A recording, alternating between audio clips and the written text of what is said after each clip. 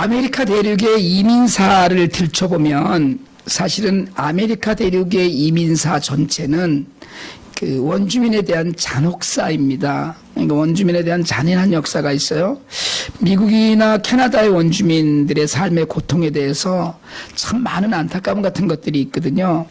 지난 8월 말에 언론이 보도한 바에 따르면 캐나다 원주민의 자살이 너무 큰 문제가 되어서 자살 행렬이 계속 이어져서 큰 문제가 되어서 정부 차원의 국가 차원의 지금 비상사태를 선포하는 지역도 있고 이렇답니다.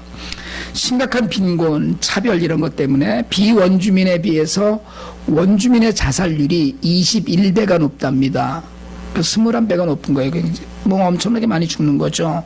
한국도 사실은 OECD 국가 중에서 자살 1위다 이런 이야기 하지만 실제로 캐나다 같은 경우에는 원주민들을 놓고 보면 심각한 사회 문제라고 해요. 지난 4월 달에 온타리오주에 있는 에토워 퍼스켓이라는 마을에는 연방정부에서 비상사태를 선포했답니다. 그 마을에 사는 청소년 11명이 일제히 자살을 시도했고요. 2015년 9월부터 10개월 동안 자살을 시도한 주민이 100명이 넘고 그중에 실제로 죽은 사람이 10명이 넘는답니다.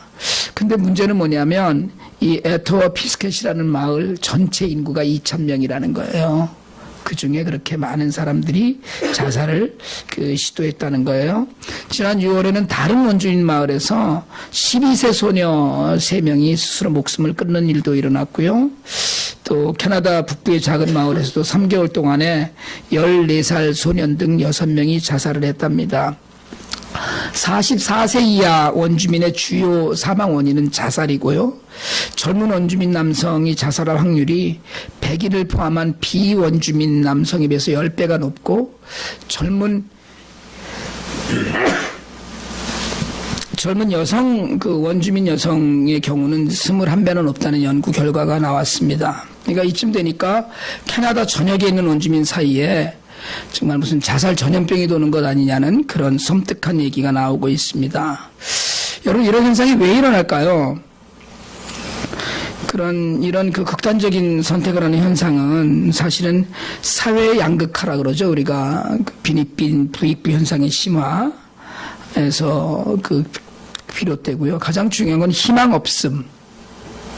희망이 없다는 거, 앞날이 없다는 거죠. 희망 없다는 것이 원인이라는 중론이에요. 저희가 IT에서 고아들 교육에 힘쓰는 이유도 사실은 저는 가난이라는 단어의 의미가 못 먹고 못 입는다는 의미가 아니라 가난이라는 단어의 의미는 미래가 없다는 걸 의미하는 겁니다. 희망이 소망이 없다는 것. 그러니까 그 자살의 원인, 캐나다 원주민의 자살의 원인도 거기서 찾는다는 거예요. 고민하는 이들이 대부분 또 10대라는 것도 참 그런 분석을 뒷받침하는 거고요. 정말 66%의 원주민이 빈곤층으로 살고 있는데 마시는 물도 제대로 구하지 못한다거나 전기 문제, 주택 문제가 사실은 굉장히 심각한 사회 문제로 지금 캐나다에 이르고 있답니다. 한국도 청소년 자살 문제가 심심찮게 보도되고 있고 미국도 마찬가지겠지만 캐나다 원주민의 상태는 정말로 국가 비상사태를 선포할 만큼 심각합니다. 여러분, 정말 어디에서 사는지 어떻게 자랐는지 이게 중요하거든요. 그런데 무엇보다 더 중요한 건 어디서 자랐고 어떻게 지금 살고 있는지가 중요한 것이 아니라 마음에 무엇을 담고 품고 사는지가 중요한 거예요. 그러니까 우리가 누구인지를 알고 세상을 사는 일이 가장 중요한 일입니다. 그러니까 이것 때문에 우리가 내가 누구인가, 나는 누구인가를 알면서 세상을 사는 일, 그것이 가장 중요한데 지금 내 처지를 비관 쪽에다 두면 미래가 없다라고 두면 사람들은 극단적인 선택을 합니다. 오늘 우리가 로마서 8장의 본문을 통해서 우리의 정체성을 다시 한번 확인하고 우리의 삶의 미래를 진단하는 시간이 되기를 원하는데요. 아까 우리 김지연 집사님 간증에서도 하나님의 자녀가 되는 게 이렇게 쉬운데 왜 내가 안 믿겠느냐고 했듯이 하나님의 자녀로 사는 일에 대한 이야기를 우리가 오늘 조금 이야기를 해보기를 원하는데요. 바울이 로마교회 편지를 하면서 우리가 빚을 졌다고 얘기했습니다. 근데 빚은 졌는데 육신의 빚을 진 게 아니라는 거예요. 누구한테 뭐 돈을 빌려서 빚을 졌다거나 이런 것을 이야기하는 게 아니고 우리가 그리스도 예수께 생명의 빚을 졌다는 걸 이야기해요. 우리 대신 죽으시고 우리를 살리신 그 빚을 이야기합니다. 제가 신학 공부를 시작을 하면서 처음에는 주장이 뭐였냐면 그냥 좀 알자. 저는 평생 소원이 장로가 되는 거였거든요. 그래서 저희 아이들 청첩장에 조항석 장로의 장남 해성군 뭐 이렇게 쓰는 게 제 평생 소원이었어요. 장로가 되는 게 소원이었는데 뭐 신학 공부하고서는 잘 아는 장로들 많이 있으니까 그냥 공부 좀 하자, 알자. 이런 생각으로 시작을 했어요. 뭐 공부를 해야 될 것 같은 부담이 있어서 시작하면서도 꼭 그 공부를 해서 목회를 하거나 신학을 전공한 사람으로 전공한 그 분야에서 무슨 일을 하면서 살겠다는 생각을 한 게 아닙니다. 그냥 알면서 예수를 믿고 알면서 살자는 생각을 했죠. 그런데 그 공부를 하면서 3년이 지나면서 제가 정말 깨달은 게 뭐냐면 제가 빚쟁이라는 사실이었어요. 아, 내가 정말 빚을 지고 있구나라는 생각을 하게 됐어요. 신학교 졸업이 5월이었는데요. 제가 굉장히 열심히 공부를 해서 12월에 이미 논문도 끝냈고 수업을 한 학기 일찍 마쳤어요. 졸업은 뭐 아직 남아 있었죠. 졸업을 앞두고 제가 2월 달에 전도사 신분으로 개척을 했습니다. 빚진 게 너무 많다는 생각을 하고 나니까 빚을 갚아야 되겠다는 생각만 드는 거예요. 그 빚을 갚는데 그냥 빨리 갚았으면 좋겠다. 할 수 있으면 그냥 빨리 갚으면 좋겠다. 그러니까 개척을 쓰는 제가 2번 하겠다는 생각을 한 것도 사실은 빚이 너무 많다는 생각 때문이었고요. 여러분 빚졌다면, 빚진 게 지금 있다면, 내가 빚이 남아있다면 빚도 갚지 않으면서 허당방탕하고 살 수는 없잖아요. 제가 누구에겐가 돈을 상당히 빚을 지고 있는데 그 빚도 안 갚으면서 내가 막 내 마음대로 많이 누리고 나는 이러면서 살 수는 없다고 생각을 하거든요. 어쩌면 제가 IT 사역에 이렇게 목숨 걸듯이 하는 것도 사실은 빚 갚는다는 마음이 제게 아직도 남아있기 때문일지 모릅니다. 예수님 나 때문에 십자가에 달리셨는데, 나 때문에 피를 쏟으셨는데, 나 때문에 죽으셨는데, 나 때문에 그 참혹한 길을 가셨는데, 여러분 빚이 없어요? 교회를 예수님의 몸이라고 하고 교회 머리 되신다고 말은 하는데 그 몸에 달려서 빚은 빚대로 남겨두고 그냥 그렇게 살고 있는 것은 아닌가 하는 생각을 참 많이 했어요. 그래서 우리 모두에게는 사실은 빚이 있습니다. 그래서 그 빚을 생각하면 육신을 따라서 살면 안 된다는 거예요. 그러니까 빚은 놔두고 내가 하고 싶은 일 다 하면서 빚 안 갖고 사는 건 그건 말이 안 된다. 바울이 이야기하는 형제들아 우리가 빚진 자로 돼. 빚은 남겨두고 육신에 져서 육신대로. 그러니까 영적인 빚이 있는데 이걸 내버려 두고 전혀 모르는 척하고 다른 일에만 그냥 매달려 사는 것, 그건 아니라는 얘기죠. 그래서 바울은 우리에게 영으로 인도함을 받으라고 지금 이야기합니다. 여러분 영으로라는 말은 성령을 따라 산다는 이야기거든요.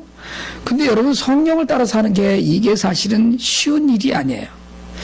김지현 집사님이 뭘 몰라갖고 하나님의 자녀가 되는 게 이렇게 쉬운데라고 생각을 하셨다는데 그렇죠. 처음엔 너무 쉬워요. 처음엔 너무 좋습니다. 그런데 예수를 믿고 나면서부터 마음에 오는 부담이 뭐냐면 성령을 따라 사는 게 자기를 부인하는 거거든요. 자기를 부인한다는 건 육신의 욕망대로 내가 하고 싶은 대로 사는 게 아니라는 거예요. 여러분 예수를 믿기 시작하면서부터 성령의 인도를 받으면서부터 삶은 좀 불편해지기 시작을 합니다. 거기에 익숙해질 때까지 불편해요. 제가 이사를 했거든요. 5년 동안 한 집에서 살았는데 5년 동안 살다 보니까 눈을 감고도 방 입구나 계단이 어디 있는지 알고요. 캄캄해도 물건을 찾을 수 있었어요. 그리고 이사를 했어요. 이사한 집 구조도 다르고 모든 것이 다 달라요. 적응에 시간이 걸리고 불편하더라고요. 불 켜는 게 왜 여기 있지? 저쪽에 있어야 될 것 같은데 이게 왜 여기 있지? 저쪽에 있어야 될 것 같은데 이런 것들 모든 것이 익숙해지지 않아요? 지금 이제 조금씩 익숙해지고 있거든요. 세상 밖에서 살다가 하나님 나라 안에서 사는 것, 그것이 성령과 함께 사는 것이고 영으로 인도함을 받는 것인데 이게 익숙하지 않으면 그것처럼 불편한 일이 없습니다. 제가 지난 금요일 날 청년들한테도 그런 얘기를 했는데, 여러분, 사실은요, 하나님 말씀은 너무 꿀송이처럼 달다, 이렇게 이야기하지만, 저는요, 하나님 말씀이 성가실 때가 참 많이 있어요. 솔직하게 말씀드리자면. 잔소리를 하시는 거예요. 야, 그렇게 살면 되냐? 이렇게 살아야지. 불편한 거예요. 마음대로 살 수 없게 하시고, 죄와 함께 좀 즐기던 것들 중에 조금이라도 죄가 가미됐다고 생각이 되면 머뭇거리게 되거든요. 성령께서는 죄와 공존하지 않으셔요? 여러분, 신앙의 궁극적인 목적은 영생인데 지금도 누리는 하나님 나라와 영원으로 이어지는 생명이거든요.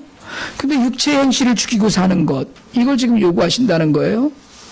그럼 성령과 동행하려면 내 맘대로 내 뜻대로 남을 속이거나 거짓말하거나 미워하거나 또는 뭐 시기하거나 탐욕스럽거나 이런 모든 것들이 되어서는 안 된다는 거죠. 이건 빚진 자의 삶이 아니라는 거예요.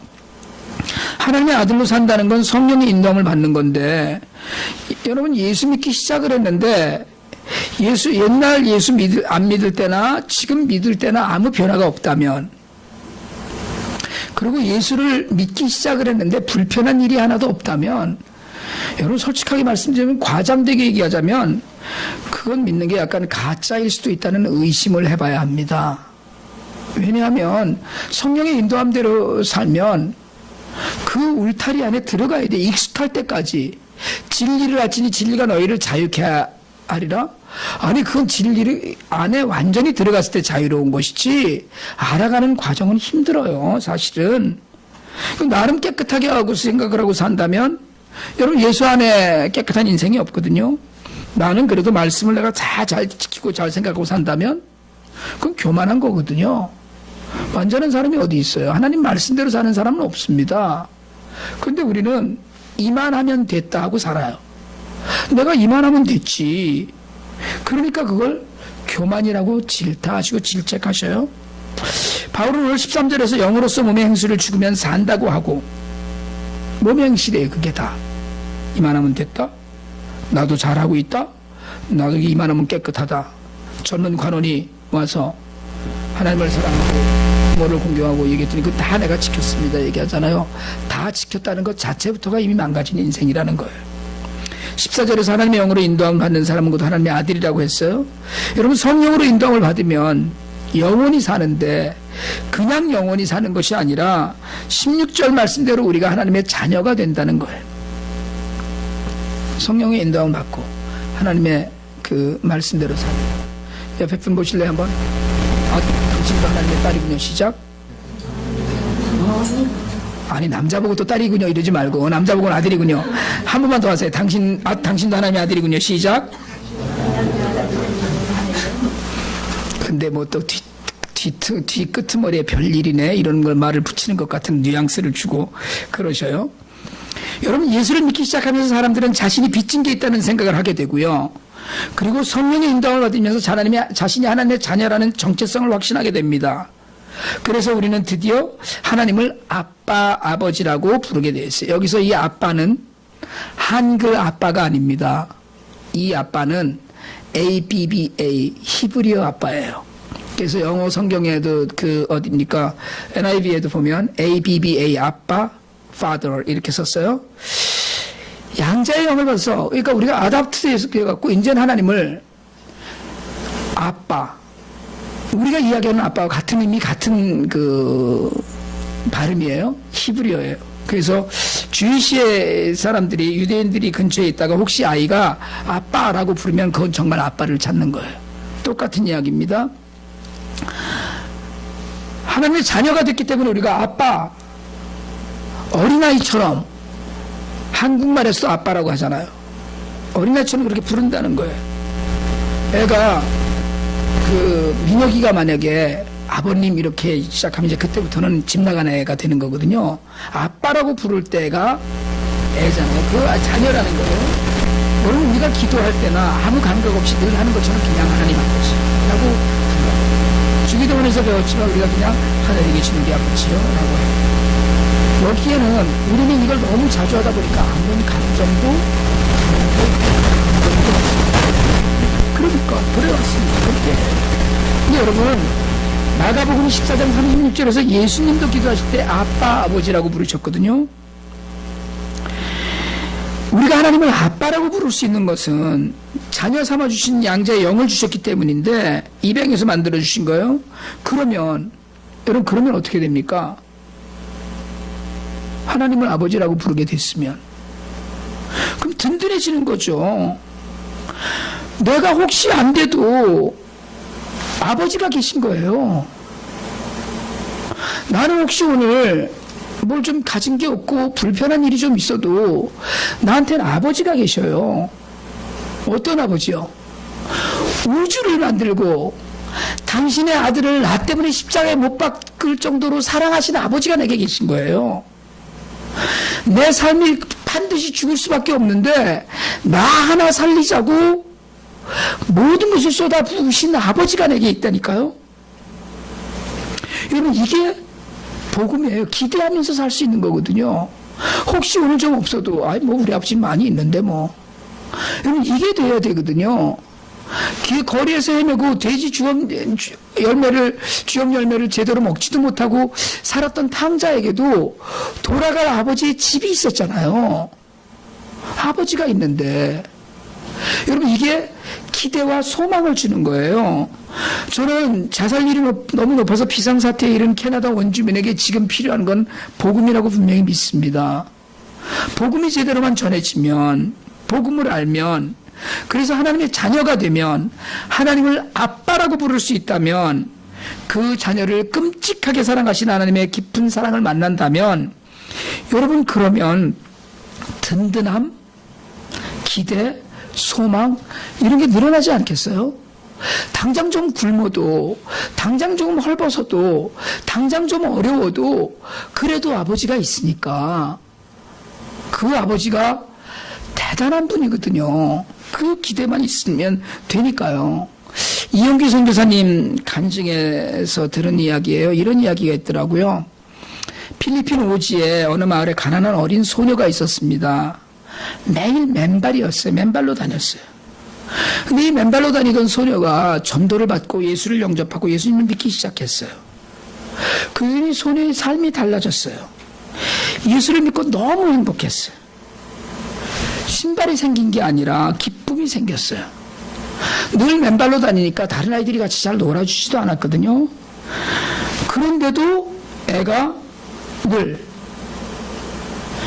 예수님이 나를 사랑하신다, 하나님이 나의 아버지다, 이거 하나를 믿고 늘 웃고 다녔어요.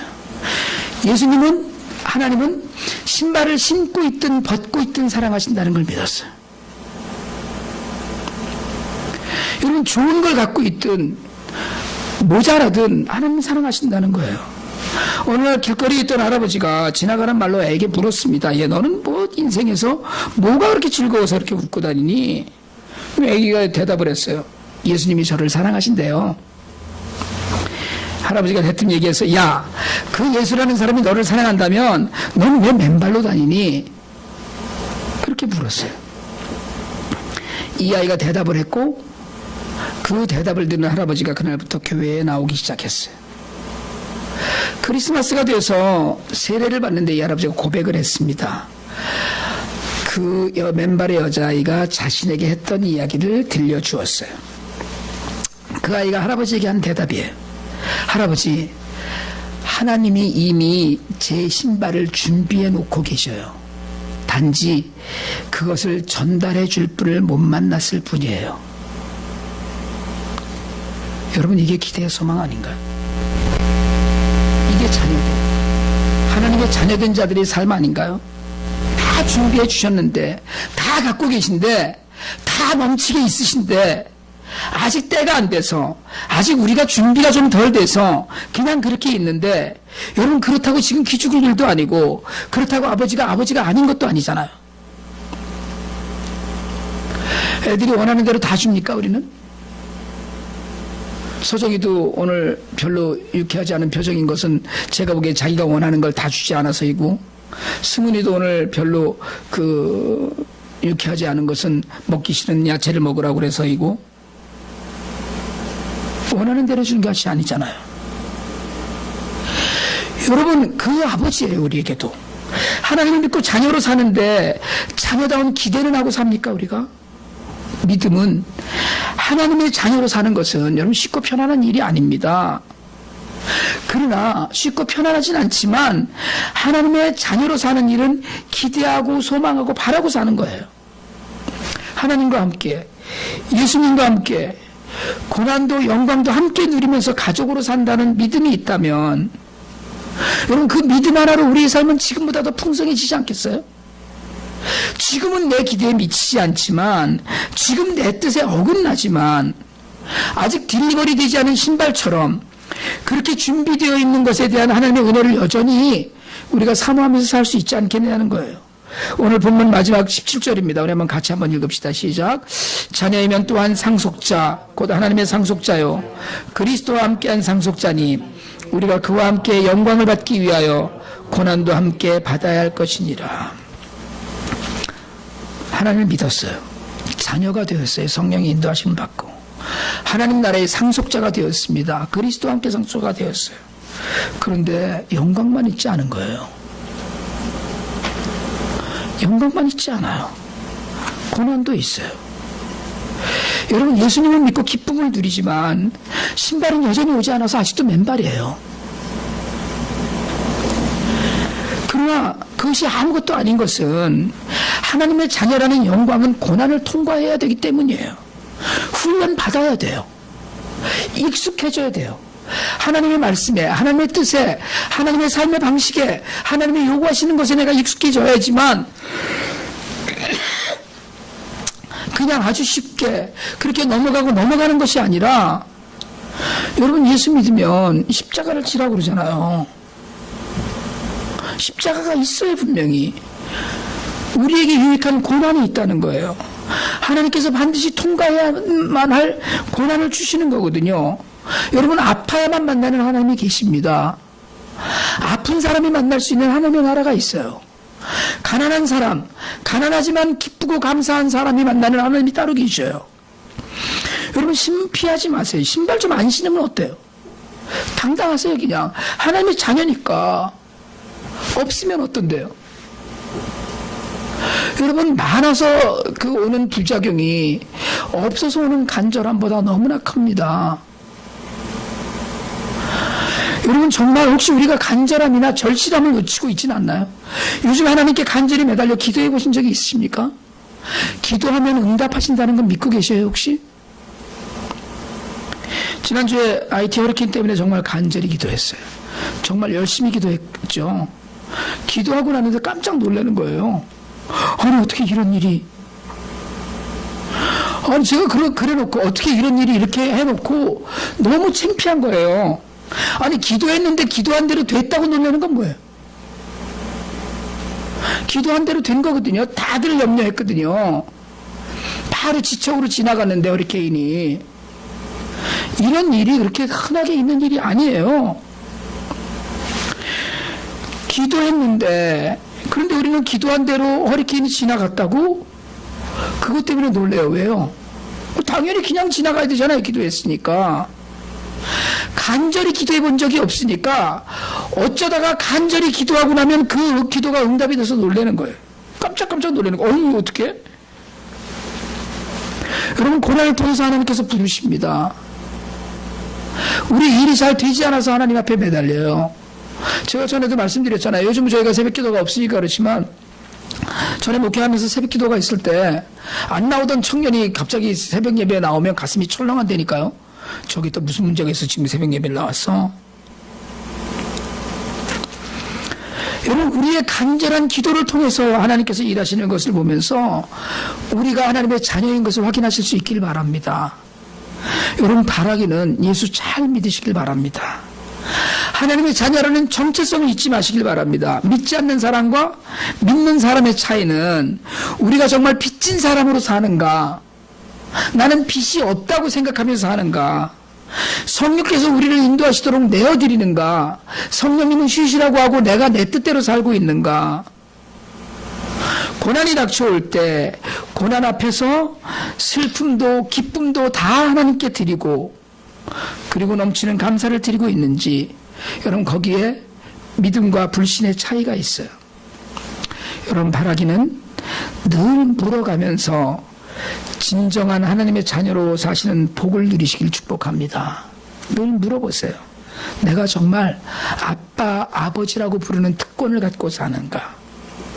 여러분 그 특권을 갖고 사는 그런 은혜가 우리 모두에게 있기를 축복합니다.